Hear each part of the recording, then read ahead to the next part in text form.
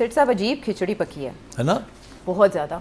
आप हालांकि इनकारी हैं किसी बड़ी तब्दीली से, किसी बड़ी जोहरी तब्दीली से, सही है। लेकिन ये जो रीसेट की बात है ना, इसने जो सियासी मैदा है सबका अपसेट कर रखा है। ठीक। और उसमें तेज़ी आती दिखाई दे रही है, स्पेशली जब राना सनाउल्लाह साहब पहले बोले, फिर उसके बाद ख्वाजा आसिफ साहब तो अब पिन पॉइंट कर के मोहसिन नकवी साहब को बता रहे हैं, पीसीबी भी चेक करें, आपके एजेपी ने, ऑडिटर जनरल पाकिस्तान ने आपकी वजारत में बेज़ाब्तियाँ जितनी बताई सब में टॉप आप कर रहे हैं। फिर नेशनल एक्शन प्लान पे भी उन्होंने जवाब दिया, DGISPR ने ये नुक्ता उठाया था, उन्होंने उसका भी जवाब दे दिया। लेकिन जो बड़ी खबर कल बनते बनते रह गई और एक्सपेक्ट किया जा रहा था ये कि जब नवाज शरीफ साहब अपने भाई के साथ बैठेंगे, वज़ीर आज़म शहबाज शरीफ साहब के साथ, और मरीम भी वहाँ मौजूद होंगी, इसहाक डार साहब भी वहाँ मौजूद होंगे, तो उस मीटिंग से कुछ बड़ी खबर निकलेगी, कोई अर्थ शेकिंग, कोई वोट को इज्जत दो वाला नारा रिवाइव करने की बात होगी। शहबाज शरीफ साहब ये नारा लगाएंगे। लेकिन जो उससे खबरें निकली बाद में कुछ उनकी तरदीद हुई कि जो साबिक वज़ीर आज़म नवाज शरीफ साहब हैं उन्होंने तो कोई ऐसी स्टेटमेंट नहीं दी जो मीडिया के ऊपर चल रही हैं। पीपल्स पार्टी की जानिब से अलबत्ता सख्त रिएक्शन आया और उनके जो पीपल्स पार्टी सिंध के सदर हैं निसार खोड़ो, उन्होंने क्या कहा वो शामिल करते हैं। अब के हुकूमत के एक वजीर ने जो किसी पार्टी से ताल्लुक नहीं रखता अपने आप को इंटीरियर मिनिस्टर बुलाता है, भले उसको शौक प्राइम मिनिस्टर होने का हो, लेकिन मेहरबानी करके कह रहा है कि जी मैं फॉरेन मिनिस्टर नहीं बन रहा हूँ, वो आके फिर से वही हरकत के आर्म्ड फोर्सेस को इन्वॉल्व करके पाकिस्तान में खुलबुली मचा रहा है। अगर तुम्हारा अपना ख्याल था तो तुम अपनी बात करते, तुमने फील्ड मार्शल का जिक्र क्यों किया और क्या रह गया तेरे मुंह में जब ISPR ने बाद में सफाई कुछ दी है। लेकिन इसको इतनी जुर्रत कैसे हुई, और जब इससे कोई कहता है कि तुम्हें इस्तीफा देनी चाहिए तो मैं भी हक बजाने दूं कि उसको इसमें नहीं रहना चाहिए। 22 सूबे बना के 22 चीफ मिनिस्टर चाहिए, 22 गवर्नर चाहिए और कर्जे पे गुजारते हो। ये जो कुछ भी हुआ है पाकिस्तान की फिजा को गंदा करने की कोशिश है। और जब ये कह रहा है ना कि काकरोच अगर निकलेंगे तो ये करेंगे, तो काकरोच निकले हैं। अयूब खान के खिलाफ भी निकले थे काकरोच, या खान के खिलाफ भी निकले थे, तो जिया खान के खिलाफ भी निकले थे, अभी भी काकरोच निकलेंगे तो इनके खिलाफ ही निकलेंगे। पहले जिनके खिलाफ निकले उनकी बात करने के बाद आगे उन्होंने बताया नहीं कि अब किसके खिलाफ निकलेंगे। तो सेठी साहब, क्या मोहसिन नकवी साहब ने बयान देने से पहले एंटीसिपेट किया था इस नौइयत का रिएक्शन आएगा, और आप समझते हैं कि मुस्लिम लीग नून की तरफ से मरीम नवाज साहिबा या शहबाज शरीफ साहब इस पर कोई तबसरा करेंगे? पहले तो आखिरी सेक्शन ऑफ योर क्वेश्चन, हाँ, कि शहबाज साहब और मरीम क्या तबसरा करेंगे, उन्होंने कोई तबसरे नहीं करने, सवाए ये अपनी कारकर्दगी के ऊपर शायद वो कुछ रोशनी डालें, मगर मोहसिन नकवी के ऊपर वो कोई किसी किस्म की का इल्ज़ाम नहीं लगाएंगे और ना ही उनको डिग्रेड करेंगे, ये मैं आपको बता देता हूँ। अच्छा, और नवाज शरीफ साहब? और नवाज शरीफ साहब चुप ही रहेंगे, और अगर किसी वक्त बात भी की उन्होंने तो बहुत ही रिडल्स के अंदर बात करेंगे, और जाके किसी को गुस्सा ना चढ़े या किसी की दिल आज़ारी ना हो, दरमियानी सी बात करेंगे। हाँ, मैं नहीं ख्याल, जो बातें करनी थी उन्होंने आपस में बैठ के कर ली हैं। देखिए, इसमें तो कोई शक नहीं है ना कि नून लीग को पता है उसकी पोजीशन क्या है, क्या कॉम्प्रोमाइज़ उन्होंने किए हैं यहाँ तक पहुँचने के लिए। तो मोहसिन नकवी को भी पता है इस बात का और एस्टैब्लिशमेंट को भी पता है इस बात का। तो मेरा ख्याल है नून लीग की पोजीशन तो कमज़ोर है, इसीलिए जो रिस्पॉन्स आया है ख्वाजा आसिफ से, ऐसे लगता था कि वो तारीफ़ कर रहे हैं उनकी। उसके बाद तलाल जो कि मिनिस्टर ऑफ स्टेट है, तलाल चौधरी ने भी हिमायत भरी, हाँ हाँ ठीक है, आइडिया अच्छा है, ये है वो है। एहसन इकबाल साहब ने भी कहा कि हाँ ठीक है, नो प्रॉब्लम, ज़रा ये देख लें वो देख लें। तो पहला रिएक्शन तो मुस्लिम लीग नून के जो स्टॉलवर्ड्स हैं वो तो सपोर्ट में ही था, थोड़ी सी उस पर सवाल निशानियाँ था, मगर otherwise they were very soft. वो तो फिर जब मेरा ख्याल है कहीं से किसी ने कहा होगा कि जी ओए ऐसा की कर दे पे हो, थोड़ा टफ लाइन लो, तो फिर राना सनाउल्लाह साहब वो बोले, और उन्होंने थोड़ा सा हार्ड स्टांस लिया। मगर आपको याद होगा कि ये राना साहब ने ही तो कहा था एक वक्त कि मोहसिन नकवी अगर प्राइम मिनिस्टर बनना चाहे तो कौन रोक सकता है। हाँ, उन्हें हल्का ना लें, अंडर एस्टिमेट ना करें, ये तो उनकी करम नवाजी है कि वो सिर्फ वजारत दाखिला पे वो तंज कर रहे थे, मगर हकीकत की बात कर रहे थे ना। तो अब बात यह है कि सभी को मालूम है कि मोहसिन नकवी जो है जब बोलते हैं तो वो उनकी आवाज़ किसकी ज़ुबान बोलते हैं, किसकी ज़ुबान बोलते हैं, सबको पता है इस बात का।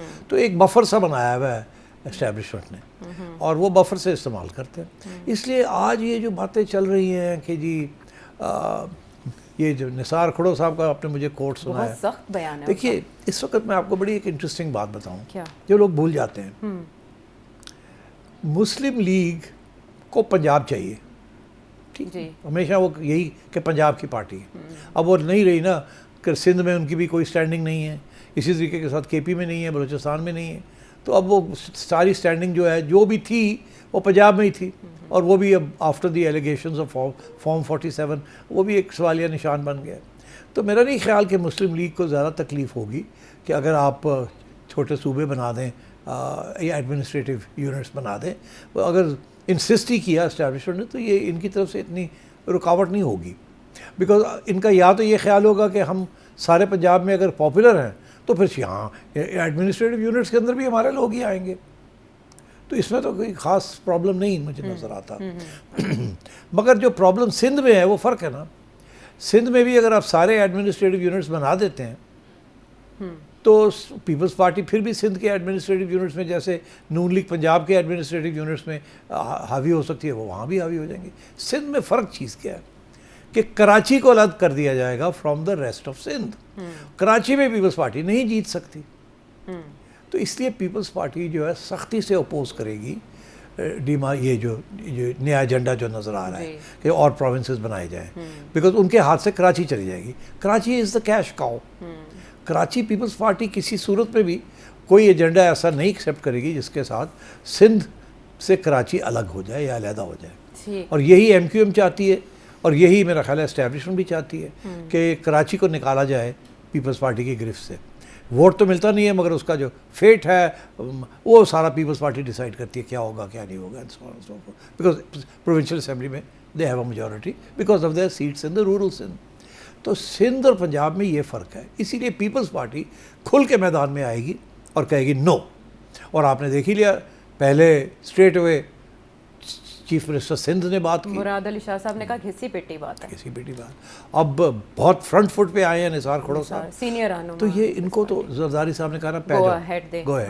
अब जरदारी साहब अपनी तरफ से कोई नहीं बात करेंगे, अगर करेंगे नहीं, अगर करेंगे भी तो इस किस्म की बात नहीं करेंगे, वो गोल गोल की बात करेंगे या पीछे ही रहेंगे।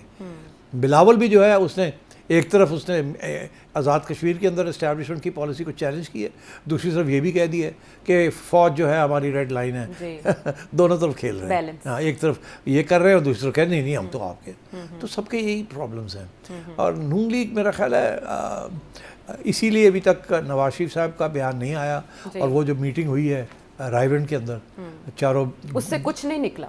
नहीं, आपस में तो कोई फैसला किया होगा ना। हाँ। और मुझे नहीं मालूम, मगर मैं एस्टिमेट लगा सकता हूँ, मतलब मेरी चिड़िया वहाँ नहीं थी। अच्छा। हाँ। लेकिन ये कहना कि अब तो नवाज शरीफ साहब फ्रंट फुट पे आने लगे हैं और उन्होंने मामलात देखने का फैसला किया है। मियाँ साहब फ्रंट फुट पे नहीं आएंगे, मियाँ साहब इस बात को पसंद नहीं करेंगे, मगर मियाँ साहब इस वक्त का जो अरेंजमेंट है उसको डिस्टेबलाइज नहीं होने देंगे। Too much is at stake.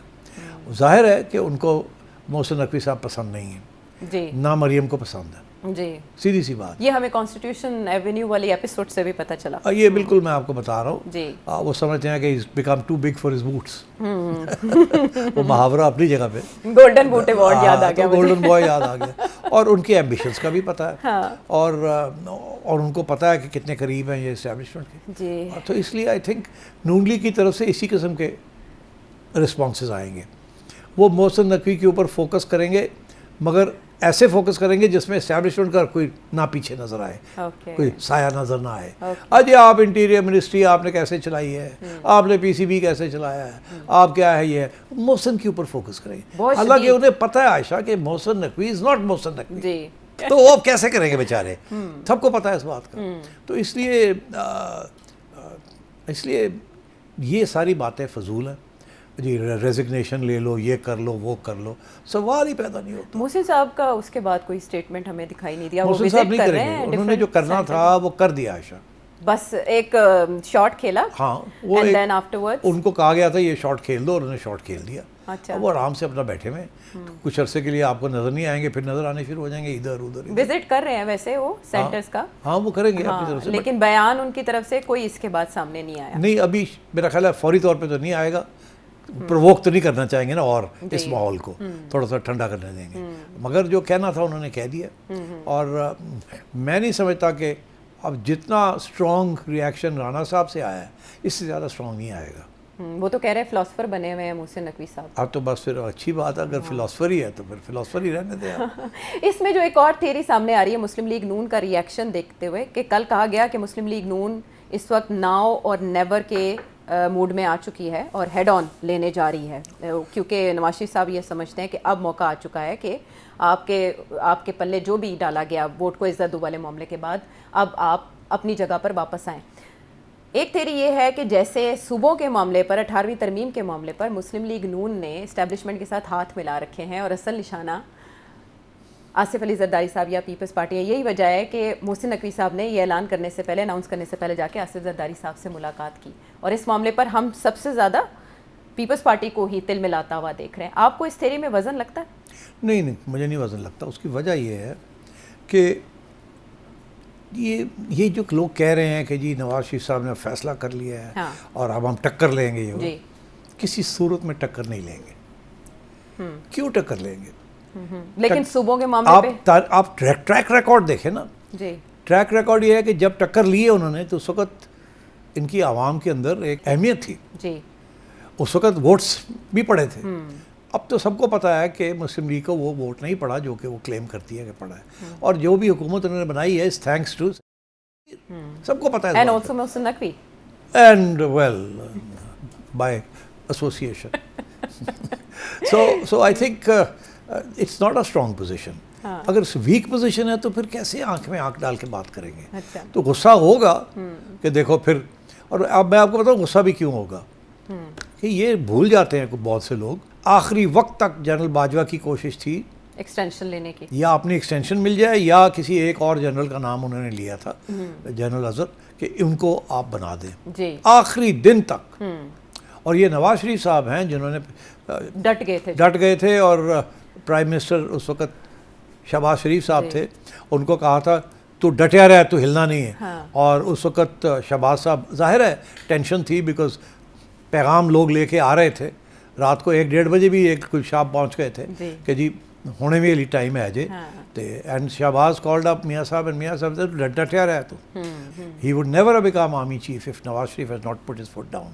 तो that's the least Nawaz Sharif can expect कि जी अब हमें भी एक मौका तो दें पूरी टर्म करने का, let's get on with it.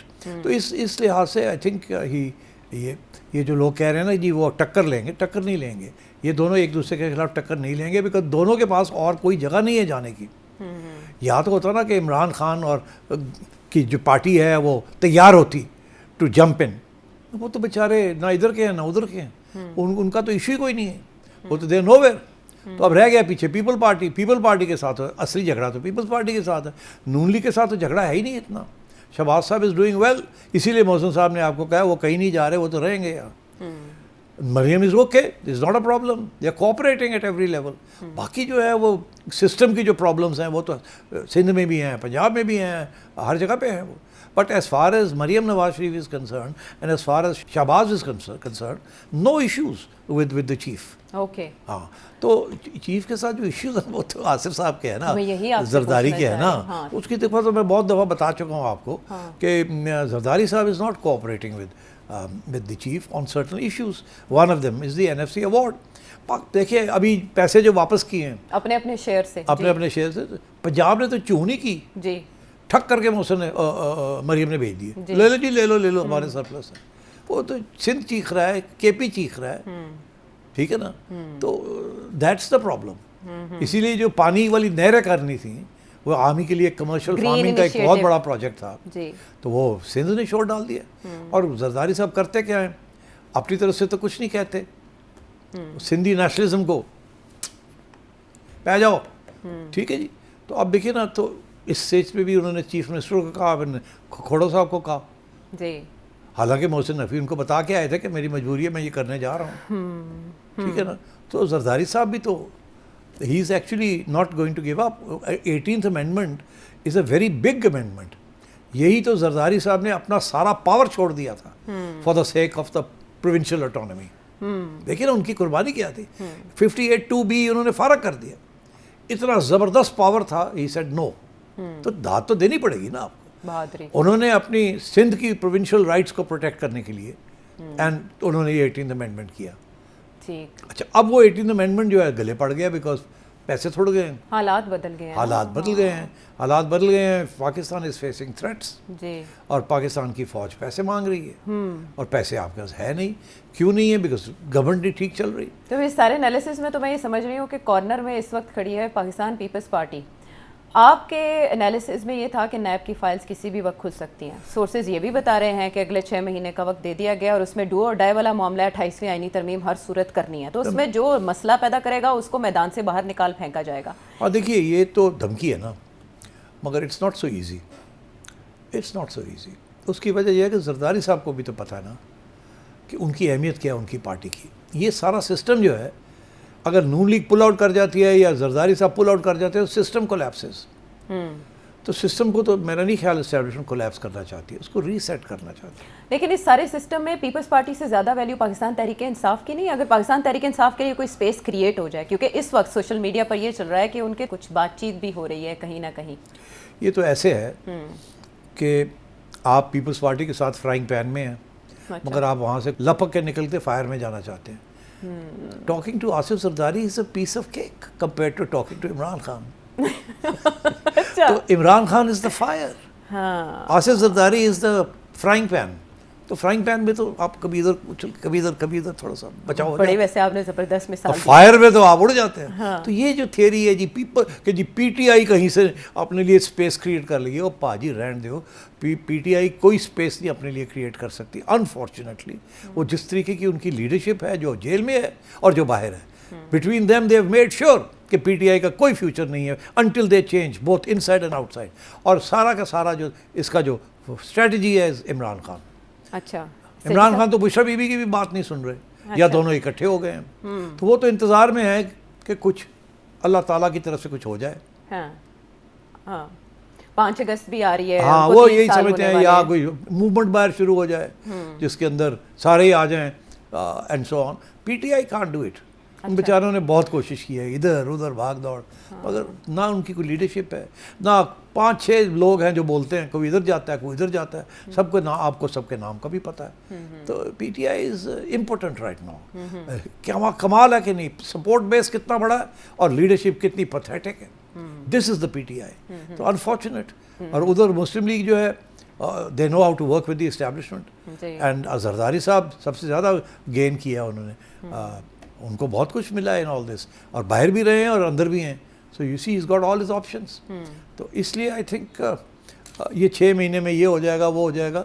ये मैंने जो कल के प्रोग्राम में बात की थी, ये बात आगे बढ़ेगी। कोई 32 एडमिनिस्ट्रेटिव यूनिट्स नहीं बनेंगे, लोकल गवर्नमेंट की तरफ जाएगी बात, आपने लोकल ये कहा। गवर्नमेंट की बात जाएगी और वो अच्छा। मान जाएंगे। ठीक है, असली इशू ये भी नहीं होगा कि लोकल गवर्नमेंट, वो अभी भी मानने के लिए तैयार है मेरा ख्याल है, अगर आप सही तरीके से बात करें। इशू बनेगा सिंध के लिए कराची का स्टेटस, और पंजाब के लिए कि ये फंड्स जो हैं ये पंजाब की प्रोविंशियल असेंबली देगी या फेडरल गवर्नमेंट देगी directly to the local government. ये 2 इश्यूज हैं। अच्छा। मेरा नहीं ख्याल इसके ऊपर कोई इशू बनेगा कि पैसे कितने जाने हैं, वो सब तय हो जाएगा। ये होगा कि जी ठीक है जी, हम लोकल गवर्नमेंट कर देते हैं, हम अपने कानून बनाएंगे लोकल गवर्नमेंट, उसके ऊपर भी इशू बनेगा कि नहीं एक ही किस्म के कानून होना चाहिए सबके लिए। ये कि आप रिग करते हैं, कानून को रिग कर देते हैं। ये जो है ना, प्रोविंशियल असेंबली बनाएगी rule for the local government. हो सकता है this is what the government establishment wants कि फेडरल गवर्नमेंट बनाए सबके लिए एक ही रूल, ओके, और उसी के अंदर सब कुछ तय हो जाए, ताकि प्रोविंशियल गवर्नमेंट जो है वो लोकल गवर्नमेंट को कमज़ोर ना रखे, तकड़ी लोकल गवर्नमेंट हो, which is what the establishment wants. Supply federal so I think ये इश्यूज हैं। ये बैठ के मैंने कल के प्रोग्राम में कहा था, ये अभी आज बैठ जाएं। हाँ। ये जो छोटे मोटे जो एक दूसरे के खिलाफ लगे हुए हैं ये बंद हो जाएगा। हाँ। और आप सुनने में आ जाएगा, कमेटी बन गई है, ये हो गया वो हो गया। अच्छा, हाँ, ये आप देख लीजिएगा जाते जा गोइंग फॉरवर्ड। अभी प्राइम मिनिस्टर किसी स्टेज पे भी कोई कमेटी बन जाएगी टू डिस्कस दिस इशू, और उसके बाद इशू डिस्कस होना शुरू हो जाएगा। फिर उसके अंदर आपको पता चलेगा, लीकिंग होनी शुरू हो जाएगी कि फ़लाना ये कह रहा है, फ़लाना ये कह रहा है। But at the end of the day 6 माह के अंदर अंदर कुछ ना कुछ निकल आएगा compromise, and I think they will go ahead with it. उसके अंदर लोकल गवर्नमेंट ही होगी, कोई ये 32 वाला प्रोमिसेस कोई ये नहीं होगी। अच्छा, दिस नोबडी विल, ये नहीं चलेगी। और आई थिंक NFC के जो पैसे वाला इशू है वो भी हल हो जाएगा। एंड इशू जो रहेगा वो है कराची, उसके ऊपर मुझे I don't know how hard the Peoples Party will fight, but I think the establishment is very clear कि कराची जो है ना that has to have a union और अ फेडरल कैरेक्टर। अब ये क्या मनवा सकते हैं कि नहीं मनवा सकते, आई डोंट नो।